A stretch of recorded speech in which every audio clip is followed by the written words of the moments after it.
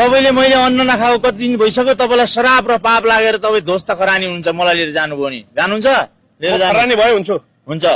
म तपाईँलाई लाँदाखेरि तपाईँ खरानी भएर सकिन्छ भने किन सकिन्छ। मलाई तपाईँ लिएर जान्छ, मलाई छोडिदिन्न, किन मलाई के गर्नु, तपाईँले फोटो खिच्नु भयो त मलाईसँग, अब के चाहियो तपाईँलाई? फोटो खिचेर के तपाईँको परिवार खोज्नलाई हो? किन पर्छ? भन्नु त परिवार 5 वर्ष अगाडिदेखि म बसिरहेको जंगल भित्र बस्ने हो त दाइ? जंगलमै बस्छ हामी, मलाई खाए त खाए, तपाईँलाई के खान्छ? तपाईँहरू अमर हुन्न और क्या? तपाईले अमर हुनु संसार जित्ने मान्छे बन्नु पर्यो। मान्छे बन्नुस्, तपाईँ ठुलो मान्छे बन्नु न। म किन ठुलो मान्छे बन्नु? तपाईँ म त्यागी हो, त्यागी जंगलको बिचमा गएर बसेर भयो त? के जान्नु भयो? मासु खाइरहेको थियो त अघि तपाईँ। मासु खायो? मासु खाएको जो हुन्छ त किन खाँदैन मासु? तपाईँ खानुहुन्न?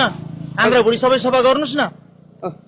नखाने भने त धर्म कर्म गर्ने मान्छे भन्नुभयो नि त।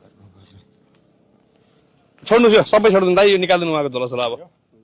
यो निकाल्दिनु तपाईँको अब नयाँ लुगा सरले दिनुहुन्छ। मेरो आफ्नो यो झोला म छोड्दिनँ। नचाहिन्छ छोड्नु नि त। हेर्नुहोस् तपाईँहरूको आर्मीको त्यो लानुहोस्, तपाईँको झोला मैले सम्हाल ल्याइदिन्छु, तपाईँ राम्रो ठाउँमा जानुहुन्छ भनेर। ल यो पनि लिनु। कपडाहरू चाहिँ राख्नु, अर्को नयाँ लाउनुपर्छ।